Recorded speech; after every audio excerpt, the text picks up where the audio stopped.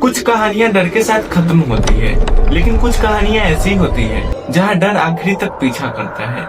मनीष के परिवार के साथ भी कुछ ऐसा ही हुआ। जब से वो तांत्रिक गया और दीवार पे कुछ लिखा हुआ दिखा, तब से पूरा परिवार बुरी तरह से डरा हुआ है।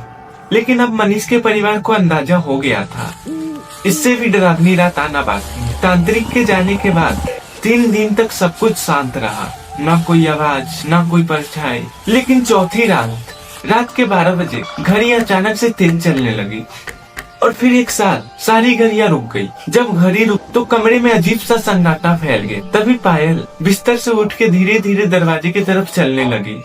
उसकी आंखें तो खुली थी, लेकिन ऐसा लग रहा था कि वो किसी के इशारे पे चल रही है। रीना ने उसे रोकने की बहुत कोशिश की, लेकिन तभी पायल की आवाज एकदम से बदल गई और पायल ने धीरे से कहा, मम्मी वो हमें वापस बुला रहा है। मनीष ने धीरे से कहा, कौन बेटा, कौन बुला रहा है? पायल ने धीरे से कहा, वही पापा जो उस घर में रहता है। ये बातें गांव में पूरी तरीके से फैल चुकी थी। तभी एक बूढ़ा आदमी आया। उसने बताया कि अगर इस आत्मा से छुटकारा चाहिए तो वापस उसी घर में जाकर झाड़ फूक करना पड़ेगा। मजबूरी में मनीष के परिवार फिर उसी पुराने घर में आ गया। मनीष के छोड़ने के बाद कई महीने तक घर बंद रहा। जैसे मनीष ने गेट खोला, उसी अजीब सी सड़ी गली ऐसी बदबू आने लगी और हवा तेज चलने में अजीब से निशान बने हुए थे।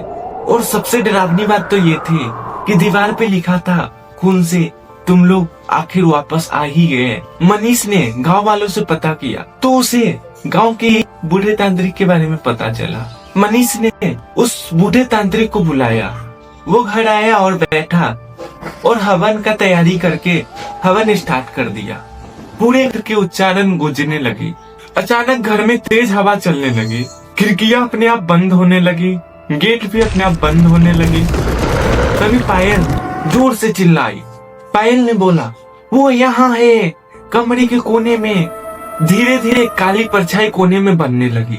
परछाई धीरे धीरे दीवार से अलग होकर तांत्रिक के आगे बढ़ने लगी। तांत्रिक ने आंखें बंद करके और तेज मंत्र पढ़ना शुरू किया, लेकिन तभी घर के अंदर एक बहुत भारी आवाज में कुछ आवाज आई, ये घर मेरा है। और उस वक्त एक भवंडर सा तूफान चली। सारे गांव वाले अपने अपने घर के अंदर चले गए। और उसके अगले दिन जब सब गांव वाले ने उस घर के तरफ देखा तो वहाँ पे कोई नहीं था। और क्या हुआ उसके बाद ये किसी को पता नहीं था। मनीष और उसके परिवार कहाँ चले गए ये किसी को पता नहीं, और तांत्रिक कहाँ गायब हो गया कोई नहीं जानता। तो दोस्तों, इस कहानी से ये पता चलता है कोई चीज ऐसी भी होती है जिसका कभी अंत नहीं हो सकता। तो दोस्तों, अगर ये वीडियो अच्छा लगा हो तो मेरे चैनल को सब्सक्राइब करें और बेल आइकन को ऑल पे सेट कर दें। अगर आप ये वीडियो फेसबुक पे देख रहे हैं तो फेसबुक आईडी को फॉलो कर ले और लाइक कमेंट शेयर दबा के करें दोस्तों। तो आप लोगों से विदा लेते हैं दोस्त, फिर मिलेंगे अगली सुबह अगली कहानी के साथ।